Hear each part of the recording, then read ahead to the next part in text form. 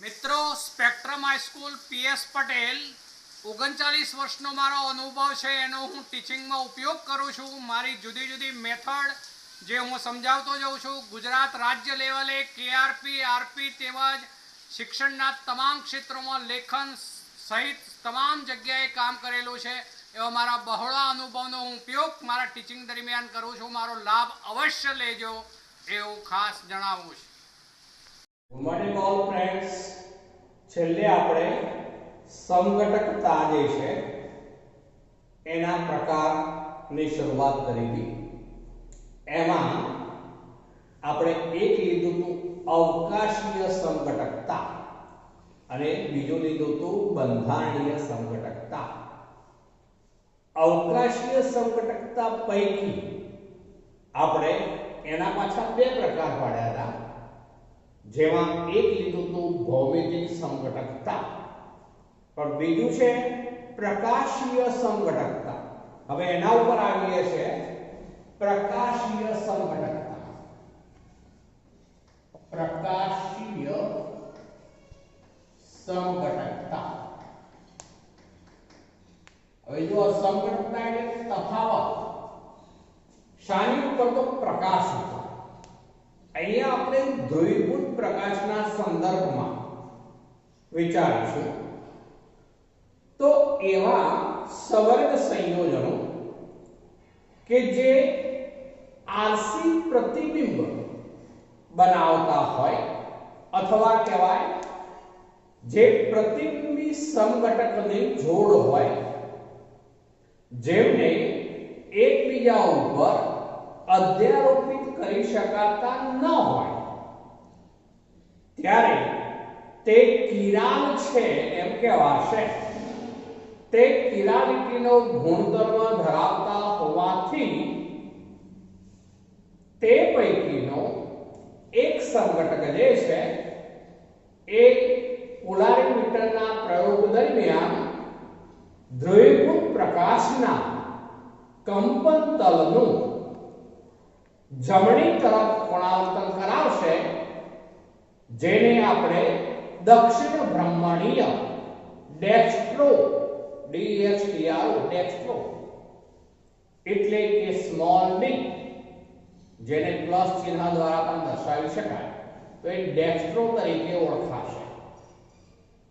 જ્યારે બીજો સમઘટક જે છે એ જે પોલારીમીટરના પ્રયોગ દરમિયાન ધ્રુવીકૃત પ્રકાશના કંપન તલનું ડાબી તરફ કોણાંતર કરાવે ત્યારે તેને કહીશું આપણે વામ ભ્રમણીય લીવો સ્મોલ l માઈનસ।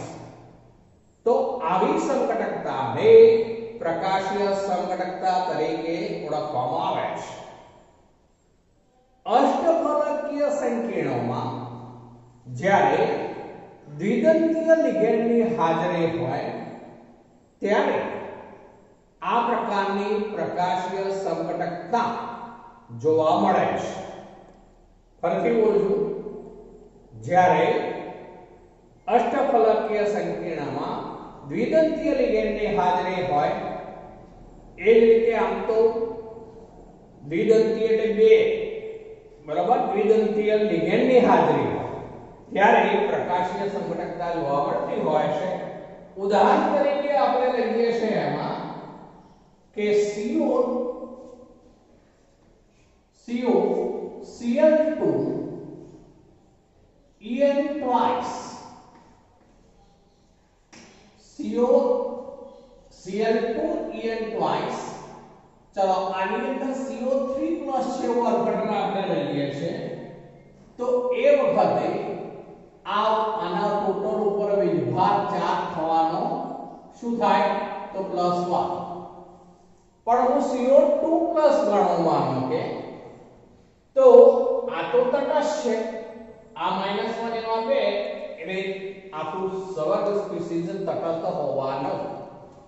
તો ચલો આપણે આને CO2 પ્લસ છે એવું સ્વીકારીએ તો એ CO2 પ્લસ સાથે બે Cl જોડાયેલા છે, આ CO વચ્ચે લખીશું, એની સાથે બે Cl જોડાયેલા છે तो हूँ હવે પહેલા છ બંધ જે છે એ લખી દઉં છું જુઓ આપણે આમ છ બંધ પેલા કરી દીધા ચલો બે સીએલ છે હવે માનો કે એક સીએલ મેં અહીંયા લીધો છે બીજો સીએલ અહીંયા લીધો હવે આ બેને જોડી દઉં છું તો En લખાશે આપણે ભેગું લખીએ તો En આમ લખાશે જો છૂટું લખવું હોય તો NH2 CH2 CH2 NH2 એવું લખવું પડે એટલે En છે આ બાજુ જે છે એમાં પણ હવે આ En છે એવું લખાશે En ચલો તો આ જે છે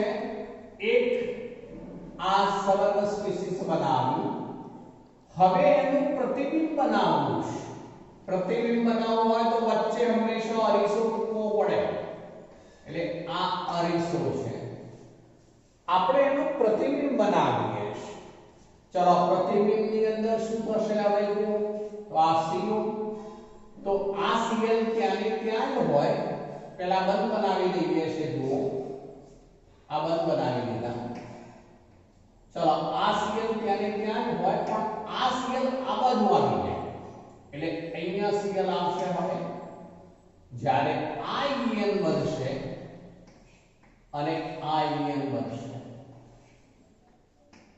ચલો તો આ બંને જે છે એકબીજાના પ્રતિબિંબી સંઘટકો છે એમ કહેવાય આરસી પ્રતિબિંબીઓ છે એવું કહેવાય જેમને એકબીજા ઉપર અધ્યારોપિત કરી શકાતા નથી માટે આ બંને જે છે એમાંનું કોઈ એક જે પોલરીમીટરના પ્રયોગમાં દ્રવ્યભૂત પ્રકાશના કંપન તલનું જે દક્ષિણ પરિભ્રમણ કરાવે એટલે એને દક્ષિણીય કહેવાય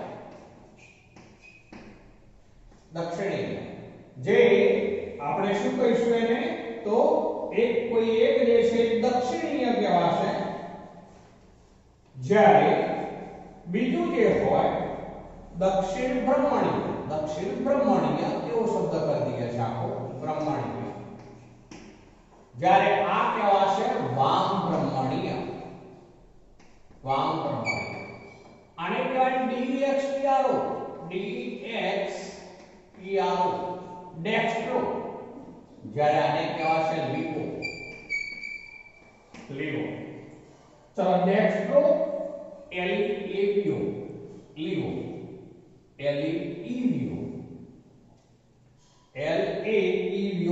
લીવો કહીશું ચલો આ ડેક્સ્ટ્રો આ લીવો આને D સ્મોલ d કહેવાય આને સ્મોલ l કહેવાય આને D પ્લસ કહેવાય આને l ને માઈનસ કહેવાય ચલો એ રીતે આપણે ઓળખાવી શકીશું તો આ ડેક્સ્ટ્રો ને લીવો એ પ્રકાશ સંઘટકતા ધરાવે છે ચલો એને બદલે આપણે આવું લઈએ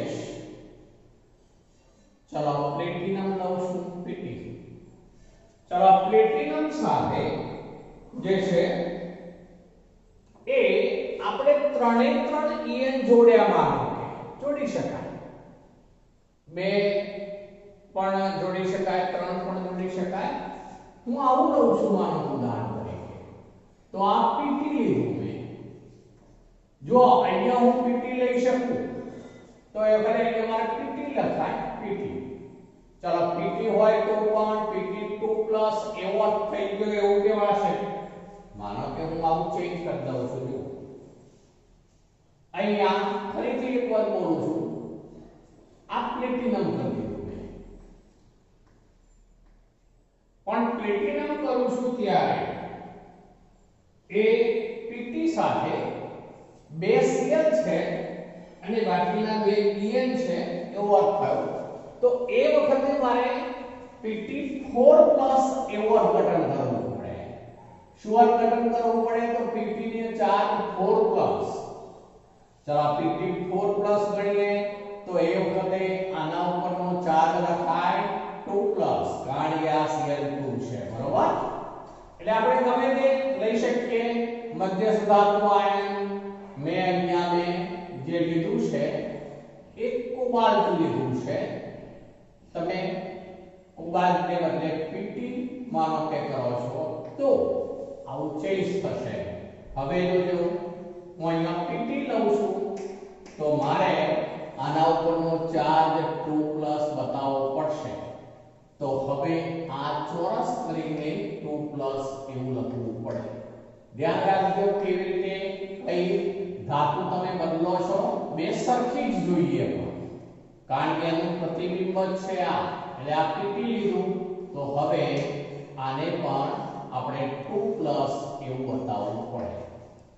PT 2+, PT 4+ છે પણ આપણો સવર્ગ સ્પીસીસ છે 2+ છે, આ 2+ છે. ચલો બીજું ઉદાહરણ લઈએ છે, એમાં CO લઈએ છે. ચલો એની અંદર હું CO લઉં છું, ગમે તે લઈ શકાય. ફરીથી બોલું છું, 3 En છે, En થાય. CO3+ છે, આ તટસ્થ છે માટે એના ઉપર વીજભાર આવવાનો 3+, એના ઉપર વીજભાર ગણાય 3+, કારણ કે CO3+ લીધું છે આપણે. હવે એને માટે આવું લખાશે આ CO. ચલો હવે આપણે આ રીતે 6 બંધ બનાવી દીધા. હવે En જે છે અહીંયા En લઉં, અહીંયા En લઉં છું. જોજો એક આ En, ચલો આ બાજુ En લઈએ આપણે અને આ અહીંયા En લઈએ. 3 En છે, આખા ઉપર વીજભાર શું લખાશે તો 3+, વીજભાર 3+. ચલો હવે એનું પ્રતિબિંબ બનાવીએ તો આ અરીસો મૂક્યો આપણે એનો અર્થ થશે અરીસો. ચલો અહીંયા આપણે વચ્ચે આ CO લીધું મધ્યસ્થ ધાતુ પરમાણુ આયન તરીકે. હવે એમાં 6 પેલા દિશા કરી દઈએ નક્કી, આ બંધ. હવે જુઓ આ En આમ સામે જાય એટલે અહીંયા En આવશે. આ ખાસ જોવાનું, આ En એ અહીંયા આવી જશે. હવે En અને આ બે થઈને En આમ કહેવાશે ત્રાંસુ En. તો હવે આ જે સંકીર્ણ બન્યું આ પણ બંને પૈકી ગમે તે એક ડેક્સ્ટ્રો છે. આ માનો કે ડેક્સ્ટ્રો છે, DXTR ડેક્સ્ટ્રો, તો પેલું કહેવાશે લીવો. લીવો એટલે LEEVO લીવો. ચલો તો ડેક્સ્ટ્રો અને લીવો એવા બે સંઘટક એની અંદર પણ બનશે. હવે જુઓ માનો કે જે આપણે લીધા છે આ પણ પ્રકાશીય સંઘટક બે બન્યા, પ્રતિબિંબી સંઘટકો છે. આ પણ પ્રતિબિંબી સંઘટકો કહેવાય અને આના ઉપર શિફ્ટ કરીએ, ખસેડીએ તો આની ઉપર આ અધ્યારોપિત થઈ શકે નહીં. તો બંને જે છે પ્રતિબિંબી સંઘટકો હોવાથી બંને પ્રકાશ સંઘટકતા ધરાવે છે એમ કહેવાશે. તો આ રીતે જ્યારે અષ્ટફલકીય સંકીર્ણ સંયોજનો હોય તો તેમાં દ્વિદંતીય લિગેન્ડ ની હાજરી હશે ત્યારે જો તે પ્રતિબિંબી સંઘટક બનાવે તો જ, અને તેઓ એકબીજા ઉપર અધ્યારોપિત થઈ શકતા ન હોય ત્યારે તે કિરાલી ગુણધર્મ ધરાવે છે, કિરાલ છે, માટે તે દ્રવ્યભૂત પ્રકાશના કંપન તલનું બે પરસ્પર વિરુદ્ધ દિશામાં પુનરાવર્તન કરાવે માટે પ્રકાશ સંઘટકો કહેવાશે. તો આ પ્રકાશ સંઘટકતાની વાત કરી મિત્રો. અહીંયા ધ્યાન રાખીશું આ જે છે એને ભૌમિતિક સંઘટકતાની રીતે સીસ સંઘટક કહેવાશે, સીસ સંઘટક. તો હવે બેની સાથે જોડીને વાત કરું છું. તો જેમાં ભૌમિતિક સંઘટકતા સીસ હોય એવા સંયોજનો જે છે એ જ માત્ર પ્રકાશ સંઘટકતા ધરાવી શકે. જો ટ્રાન્સની વાત કરીએ તો એ પ્રકાશ સંઘટકતા ધરાવી શકે નહીં. ફરીથી બોલું છું, ભૌમિતિક સંઘટકતા પૈકીના બે પ્રકાર એવા સીસ સંઘટક હોય ને અષ્ટફલકીય હોય, એની અંદર જો દ્વિદંતીય લિગેન્ડ રહેલો હોય તો એ વખતે એ જે સીસ સંઘટક છે એ પ્રકાશીય સંઘટકતા દર્શાવશે. પણ ટ્રાન્સ સંઘટક હોય તો પ્રકાશીય સંઘટકતા દર્શાવી શકે નહીં. કેમ એવું બને?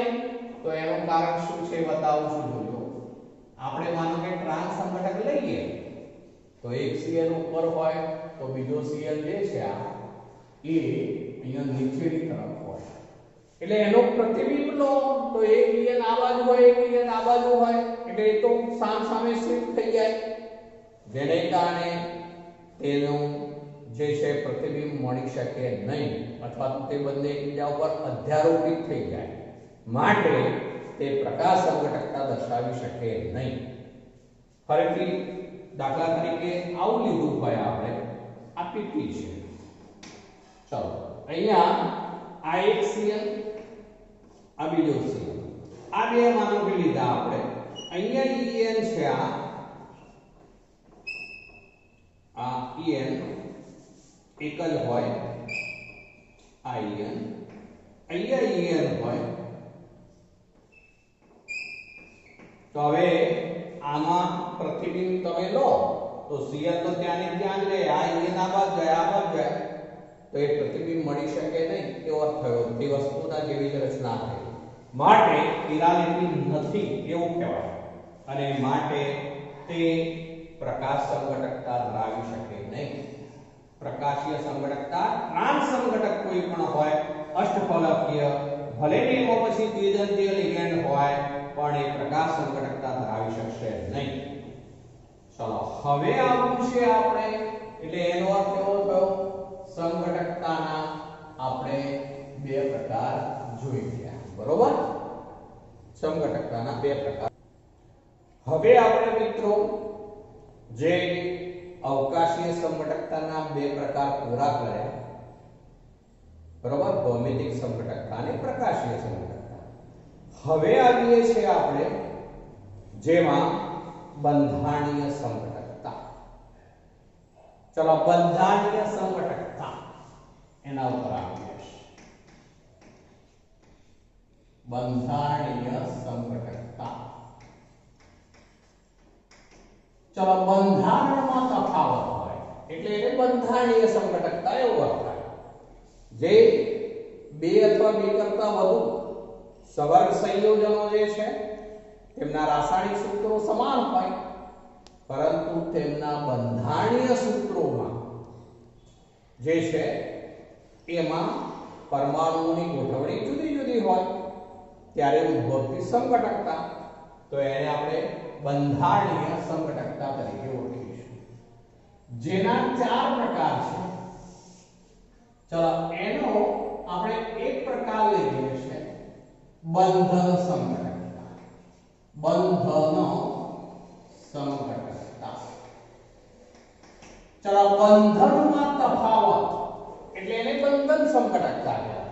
તો એમાં એવું કહીશું કે જે બે અથવા બે કરતા વધુ સવર્ગ સંયોજનોના રાસાયણિક સૂત્રો સમાન હોય, પરંતુ તેમના બંધનમાં તફાવત હોય, બંધન ભિન્ન ભિન્ન હોય, ત્યારે ઉદ્ભવતી સંઘટકતાને બંધન સંઘટકતા કહે છે.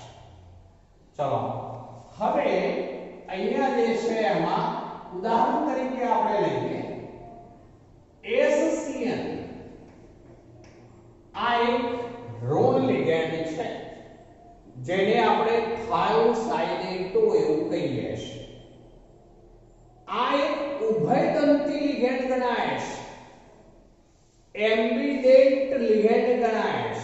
એમ્બિડેન્ટ એટલે ઉભયદંતી. હવે આ SCN જે છે એનું સલ્ફર પરમાણુ જે છે એ એમને ઇલેક્ટ્રોન આપે છે, અને આ મધ્યસ્થ ધાતુ સાથે સલ્ફર દ્વારા જ્યારે જોડાય ત્યારે એને કહેવાશે થાયોસાયનેટો S. થાયોસાયનેટો S.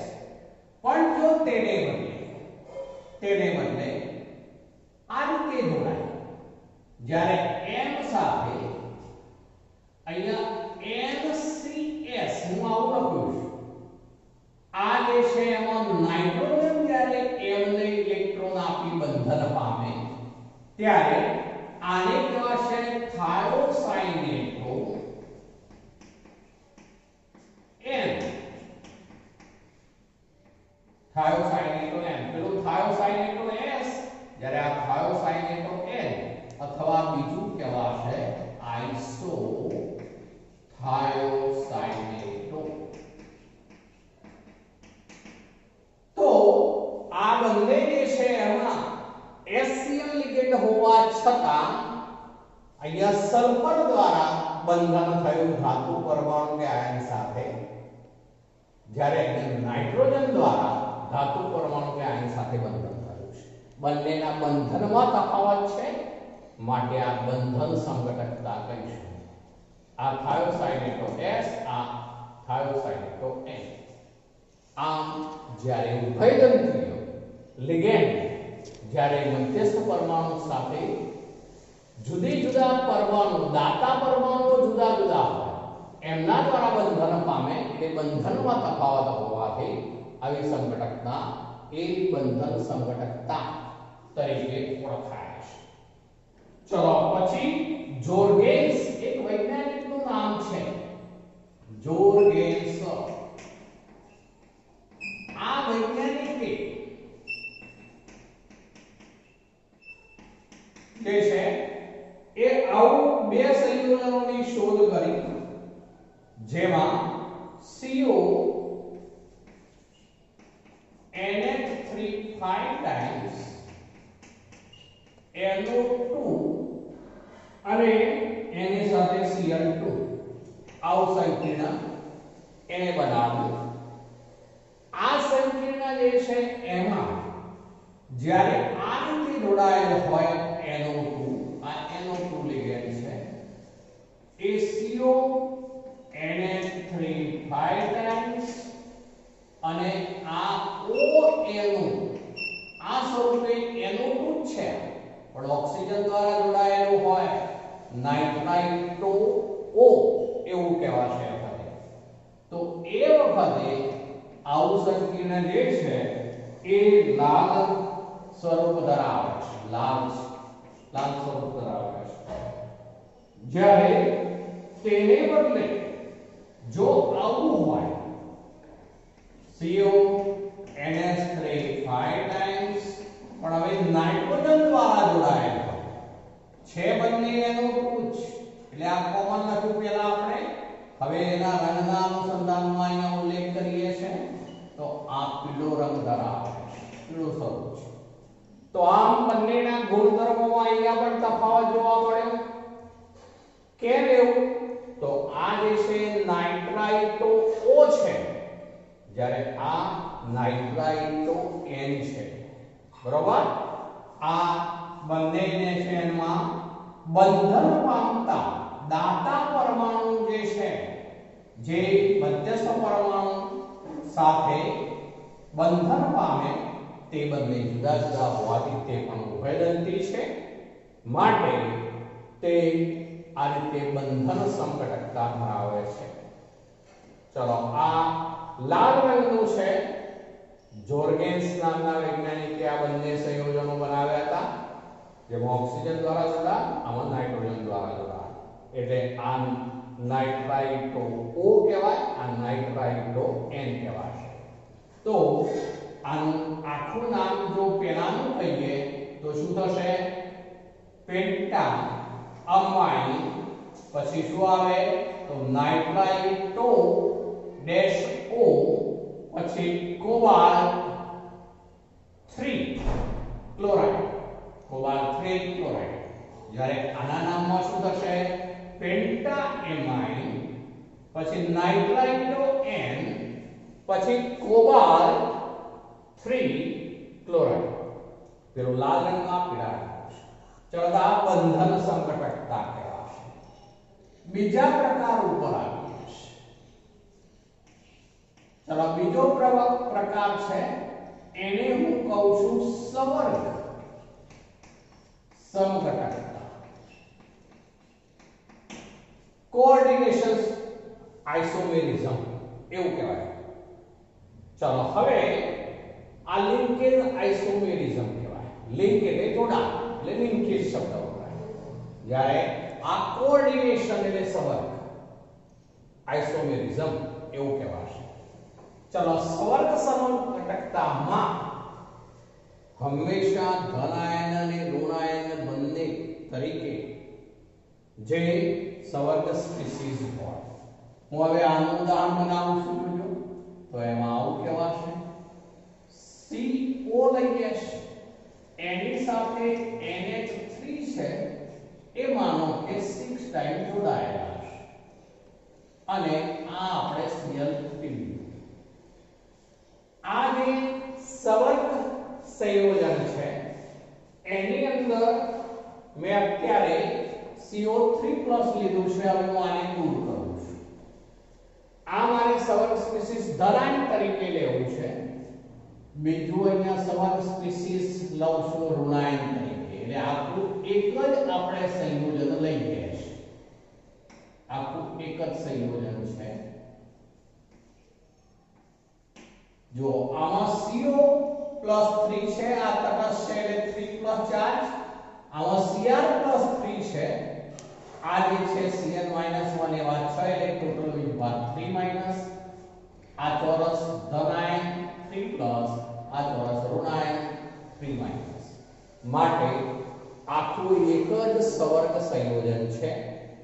તો આવા સંવર્ગ સંયોજન કે જેમાં સંવર્ગ સ્પીસીઝ ધનાયન તેમજ સંવર્ગ સ્પીસીઝ ઋણાયન તરીકે હોય, જેમાં બંને ધાતુ આયનો જુદા જુદા એટલે હવે એવું કહીશું કે જુદા જુદા ધાતુ આયનો ધરાવતા સંવર્ગ સ્પીસીઝ ધન વીજભારિત અને ઋણ વિદ્યુતભારિત હોય ત્યારે તેમાં લિગેન્ડની હેરફેર થાય, આંતરિક ફેરફાર થાય ત્યારે ઉદ્ભવતી સંઘટકતાને સંવર્ગ સંઘટકતા કહે છે.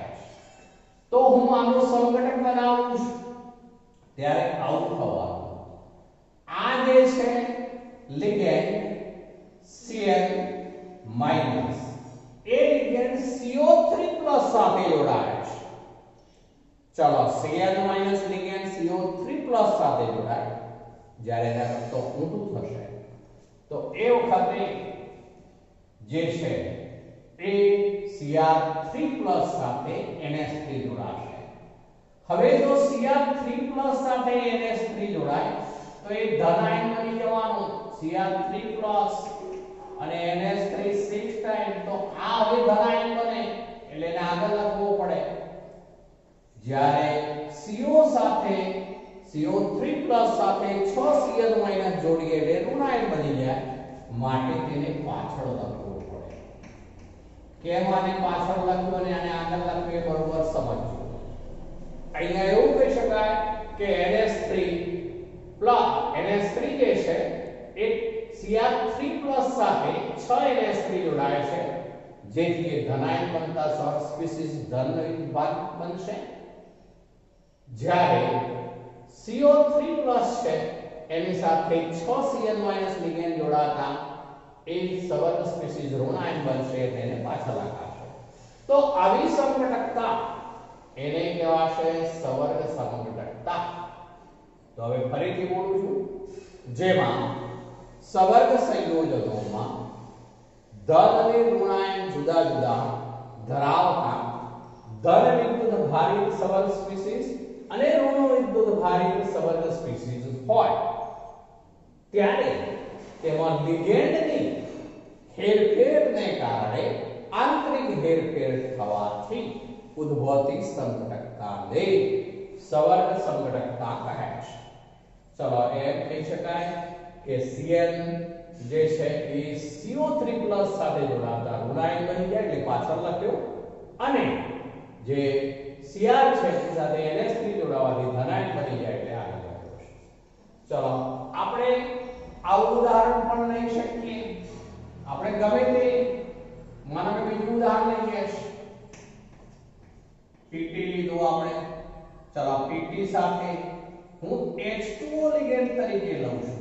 ગમે તે લિગેન્ડ લેવાય. H2O 4 ટાઈમ્સ મેં 4 સ્વર્ગાંક વાર લીધું અહીંયા.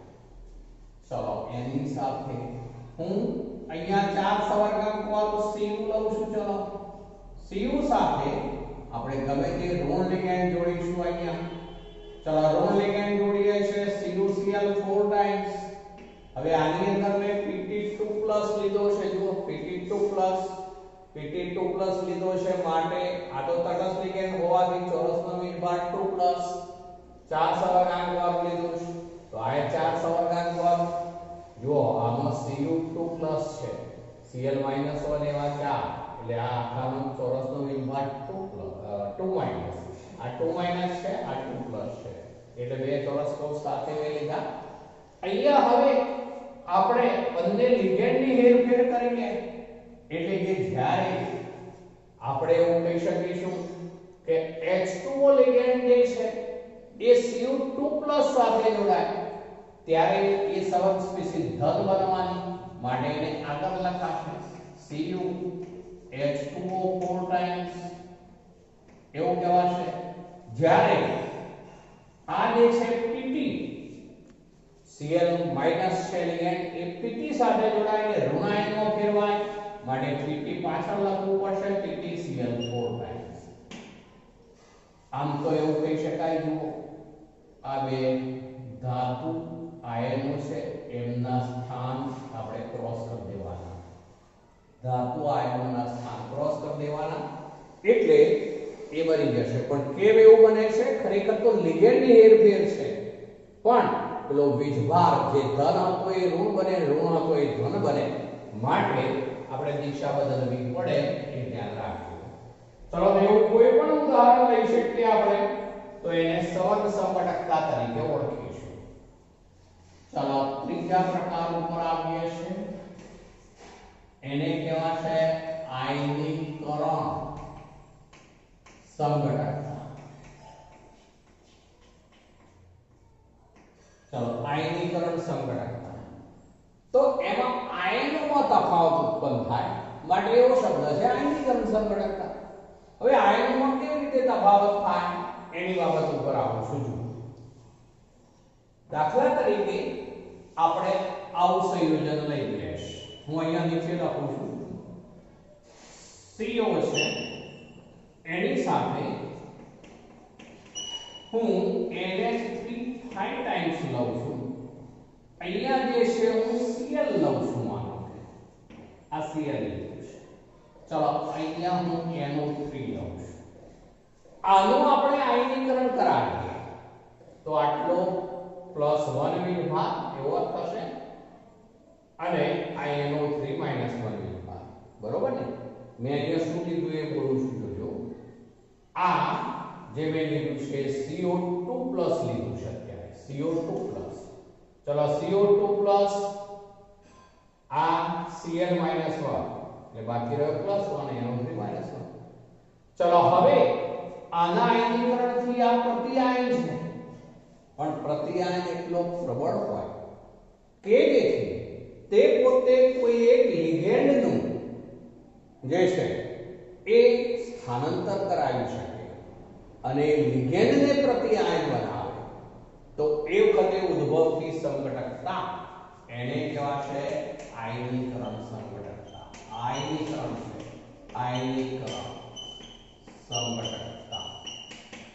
ચલો હવે આમાં આવું થાય CO એની સાથે NH3 એમ રહે પણ આ NO3 લિગેન્ડ તરીકે જોડાય. NO3 મેં લિગેન્ડ તરીકે જોડ્યું. ચલો તો આ Cl બહાર નીકળશે. જેથી આ બંને જે છે એમાં આયનીકરણ પામવાથી જુદા જુદા પ્રતિઆયન આમાં NO3 માઈનસ છે, આમાં Cl માઈનસ છે. હવે એને કારણે આપણે કસોટી કરીએ તો આ દ્રાવણમાં આપણે AgNO3 ઉમેરીએ તો અવક્ષેપન નહીં થાય. આ દ્રાવણમાં આપણે AgNO3 ઉમેરવાથી અવક્ષેપન નહીં થાય. બરોબર?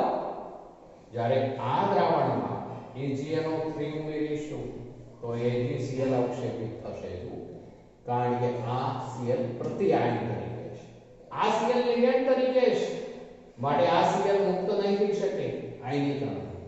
આ Cl મુક્ત થઈ શકે તો એવા સંબંધ સ્પીસીસ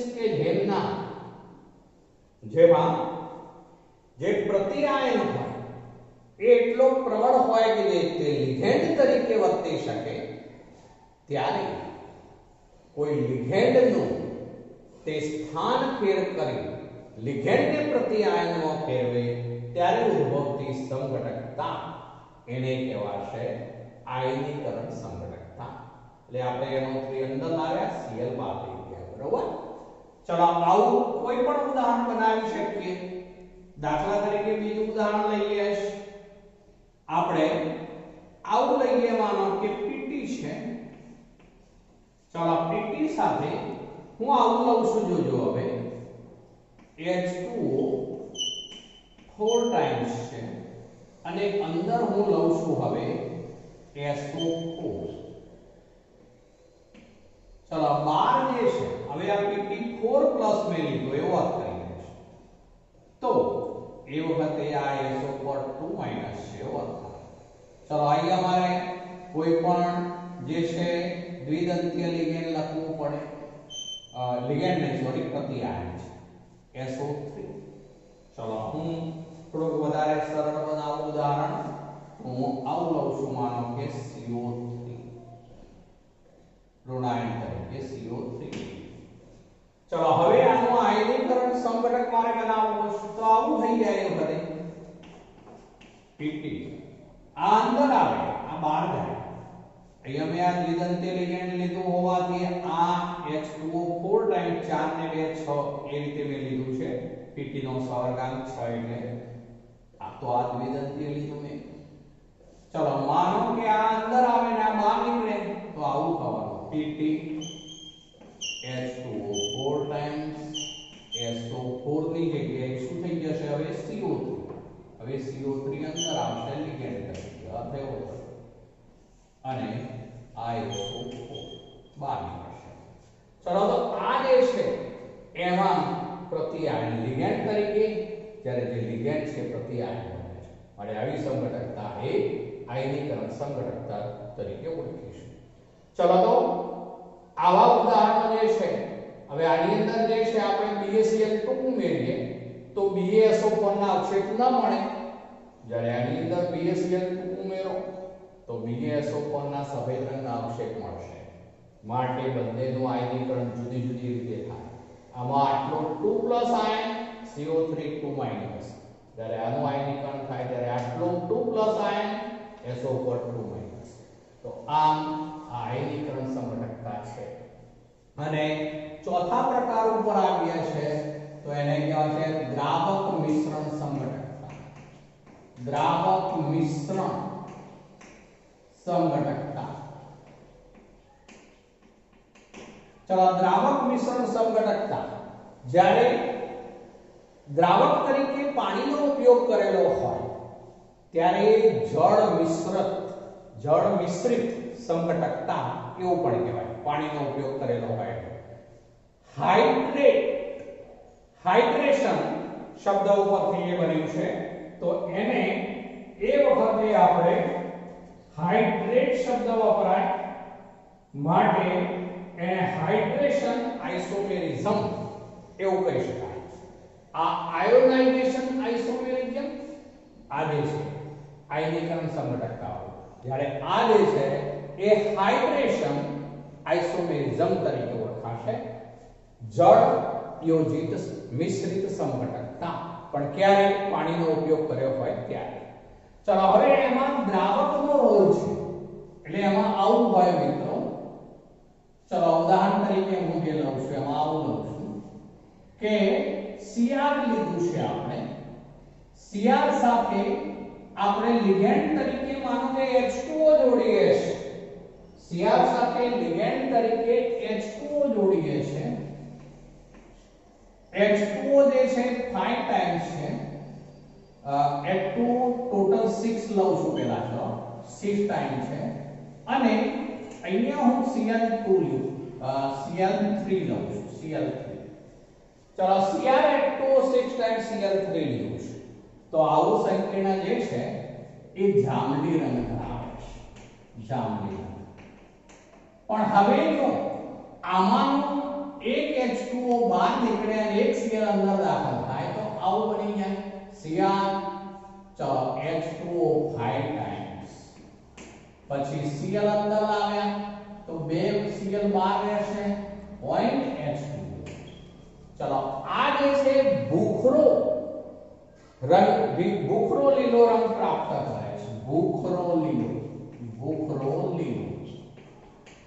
રંગ પ્રાપ્ત કરશે શું કર્યું આપણે એક H2O જે લિગેન્ડ તરીકે હતો એને બહાર કાઢ્યો છે એટલે કે જળયુક્ત સંયોજન બન્યું સ્ફટિક લેટાઇસમાં જ્યારે જળયુક્ત બંધારણમાં હોય ત્યારે આવી સંઘટકતા એ દ્રાવક મિશ્રણ સંઘટકતા તરીકે ઓળખીશું જેમાં બંનેના રંગ જુદા જુદા છે ચલો એને બદલે આવું કરીએ Cr H2O 4 ટાઈમ્સ Cl2 એટલે બીજો એક Cl અંદર આવે તો હવે બહાર એક Cl રહેશે જો આમાં Cr3+ છે એટલે આખો ચોરસ 3+ માટે 3Cl- હવે આ એક અંદર લાવવાથી આખા ચોરસનો 2+ એટલે Cl2 થાય બે Cl અંદર લાવ્યા એટલે આ એક 4 કરી દીધા ટોટલ સવર્ગાંક 6 હોવો જોઈએ ટોટલ સવર્ગાંક 6 તો Cr3+ છે આ Cl- 1 એવા બે એટલે +1 કહેવાશે માટે Cl એક જ આવે 2H2O આવું બની જાય ત્યારે તે ફક્ત લીલો રંગ પ્રાપ્ત કરશે તો આમ એક દ્રાવક મિશ્રિત સંઘટકતા કહેવાશે જ્યારે આપણે એવું કહી શકીશું કે સમઘટકો સ્ફટિક લેટીસમાં દ્રાવકના અણુઓ સાથે સીધા જ ધાતુ આયન સાથે બંધિત હોય અથવા માત્ર મુક્ત દ્રાવક અણુ તરીકે જ હાજર હોય તેના આધારે બંનેમાં વિવિધતા જોવા મળશે માટે આ જે પ્રકારની સંઘટકતા એ દ્રાવક મિશ્રિત સંઘટકતા તરીકે ઓળખાશે જેમાં દ્રાવક તરીકે પાણીનો ઉપયોગ થયેલો હોય ત્યારે તે દ્રાવક જળયોજિત એવો શબ્દ વપરાય સંઘટકતા જળયોજિત મિશ્રિત સંઘટકતા એટલે કે હાઇડ્રેશન આઇસોમેરિઝમ તરીકે ઓળખાશે આમ તો એવું કહી શકીએ કે CrCl3 હોય એનું જલીય દ્રાવણ બનાવીએ એટલે આ સ્વરૂપમાં ફેરવાઈ જાય જે શરૂઆતમાં જાંબલી રંગ છે પણ જો હવે એક H2O જે છે સ્ફટિક જળયુક્ત તરીકે બહાર કાઢીએ તો અહીંયા H2O ઘટશે ત્યારે રંગ બદલાઈ જાય છે Cl અંદર દાખલ થવાથી ભૂખરો લીલો અને જ્યારે બીજો એક Cl પણ દાખલ કરીએ તો લીલો રંગ પ્રાપ્ત કરશે તો આ એ દ્રાવક મિશ્રણ સંઘટકતા કહેવાશે હવે આપણે એક ઓબ્જેક્ટિવ પોઈન્ટ છે શોર્ટ એના ઉપર જઈએ છે મિત્રો સંઘટકતાની વાત પૂરી કરી આપણે ચલો હવે કોયડો 9.5 છે કોયડો 9.5 ચલો એમાં આપણને આવું કહ્યું છે કે FeNH3 twice Cn 4 times ઉપર -4 છે ઉપર 4 છે માઈનસ ચલો એમાં કહ્યું છે ના ભૌમિતિક સંઘટકોની રચના દોરો આમાં જુઓ આ બે લિગેન્ડ સમાન અને બાકીના 4 લિગેન્ડ સમાન જ્યારે બે લિગેન્ડ બધા એકદંતીય લિગેન્ડ હોય અને બે લિગેન્ડ સમાન હોય બાકીના 4 લિગેન્ડ સમાન હોય તો સીસ અને ટ્રાન્સ ભૌમિતિક સંઘટકતા ઉદ્ભવે જો હું ઝડપથી દોર દઉં છું આ Fe ચલો એની સાથે આપણે બે NH3 જોડવાના છે તો INH3 જ્યારે આ બધા Cn આ બધા જ C આ બાજુ આમ લખાય પડે આ Cn ચલો આખા ઉપર વીજભાર માઈનસ છે તો આ વીજભાર માઈનસ આને કહેવાશે સીસ સંઘટક ચલો ટ્રાન્સ સંઘટકમાં શું કરવું પડે તો બે સમાન લિગેન્ડ જે હોય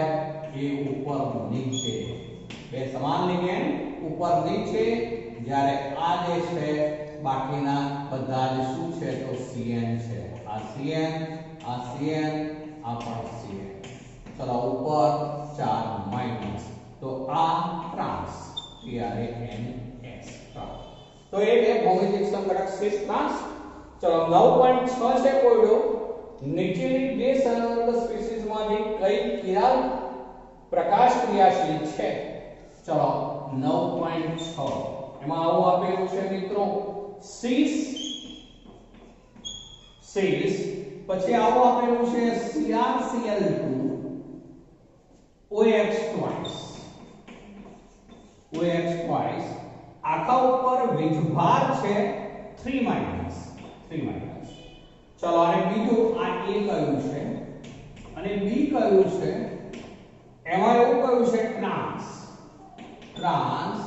CrCl2 પછી OX twice ચલો ઉપર 3 માઈનસ તો એવું કહે છે કે આ બે પૈકી બે સંકીર્ણ સવર્ગ સ્પીસીઝમાંથી કઈ કિરણ અથવા તો પ્રકાશ ક્રિયાશીલ છે આપણે આગળ જોઈ ગયા ભૌમિતિક સંઘટકતા વખતે એમાં પ્રકાશ સંઘટકતામાં ડિટેલ જ્યારે જોયું ત્યારે એવું જોયું કે એમાં માત્ર જે સીસ સંઘટક હોય તે જ પ્રતિબિંબી સંઘટક બનાવી શકે માટે માત્ર તે જ આ જે સીસ સંઘટક છે એ જ પ્રકાશ સંઘટકતા દર્શાવશે કેમ તો એમાં કેવી રીતે પ્રકાશ સંઘટક બનાવીશું તો જુઓ વચ્ચે સિયા ચલો 6 સવર્ગાંક છે એટલે આપણે 6 દિશામાં પહેલા બંધ બનાવી દેવાના હવે Cl2 છે તો હું એક Cl આ બીજો Cl બાકીના બે OX છે ઓક્ઝેલેટ આયન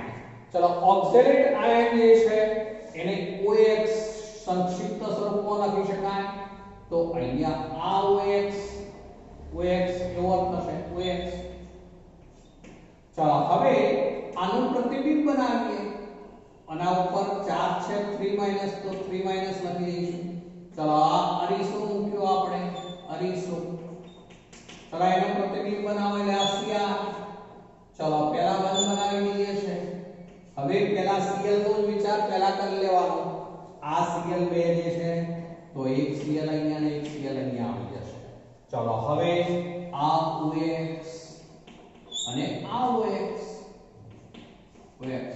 ચલો તો હવે વીજભાર શું થવાનું જે છે એ વીજભાર 3 માઈનસ તો આ જે છે સીસ સંઘટક બનાવશે ટ્રાન્સ સંઘટક ન બનાવે ટ્રાન્સ કેમ ન બનાવે તો ટ્રાન્સમાં આ બંને જે છે Cl એ આપણે ઉપર નીચે લેવા પડે જ્યારે તમે ઉપર નીચે Cl લો આવું થઈ જાય એમાં ટ્રાન્સનું સૂત્રમાં Cl સામે એકબીજાની વિરુદ્ધ દિશામાં હોવા જોઈએ આ OX કહેવાશે અને આ OX કહેવાશે હવે માનો કે તમે આનું પ્રતિબિંબ લો છો તો એના પ્રતિબિંબમાં આમ આવે આ તો એમને જ રહે માટે પ્રતિબિંબી સંઘટક બની શકે નહીં માટે ટ્રાન્સ સંઘટક જે છે એ પ્રકાશ ક્રિયાશીલતા દર્શાવી શકે નહીં માત્ર સીસ સંઘટક જે હોય એ જ પ્રકાશીલ ક્રિયાશીલતા દર્શાવશે તો મિત્રો આજે આપણે આટલે સુધી રાખીએ